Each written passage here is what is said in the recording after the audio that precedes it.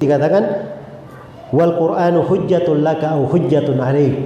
Dan Al-Qur'an itu hujjah yang bisa menguatkan kamu atau hujjah yang bisa memberatkan kamu. Itu Al-Qur'an. Iya. Jadi hati-hati ya. Manusia pada Al-Quran itu cuma terbagi dua golongan. Hanya ada dua golongan. Manusia di dalam apa? Al-Quran. Iya. Ada yang Al-Quran itu menjadi hujjah yang menguatkan dia. Dan yang justru Al-Quran itu hujjah memberatkan dia. Hanya ada dua golongan. Karena itu berhati-hati. Iya. Baik.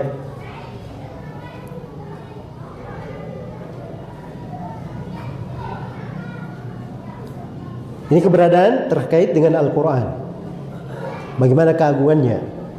Karena itu Al-Quran menjadi hujjah bagi seorang apabila dia rajin membaca Al-Quran itu. Dia tadabburi terhadap kandungannya. Dia amalkan apa yang ada di dalam Al-Quran. Dia hormati perintah-perintahnya. Ya, dia sangat mengindahkan apa yang dilarang di dalam Al-Quran itu. Ya. Terus dia membela orang-orang yang membela Al-Quran. Dia hargai orang-orang yang cinta kepada Al-Quran, orang-orang yang menghafalnya, orang-orang yang mempelajari Al-Quran. Nah, ini semuanya Al-Quran bisa menjadi hujjah menguatkan dia. Dan sebaliknya Al-Quran bisa menjadi hujjah yang memberatkan dia.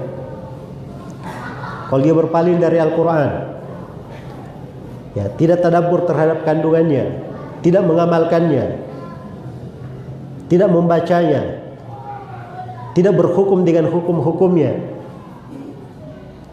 nah, ini bisa memberatkannya. Bahkan di dalam masalah menjadikan Al-Quran sebagai penyembuh. Nah, ini juga kita harusnya banyak introspeksi diri.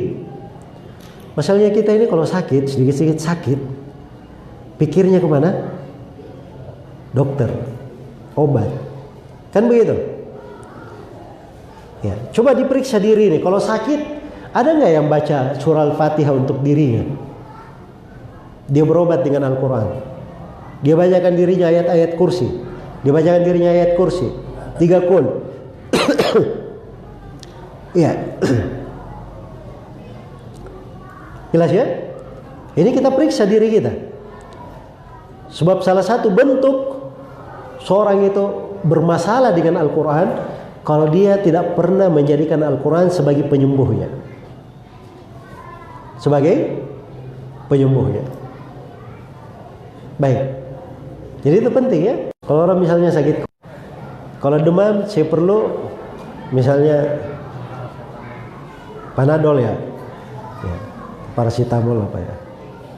Baik. Coba seorang kalau sakit, ya, dia berpikir apa? Dia baca surah apa? Kan begitu.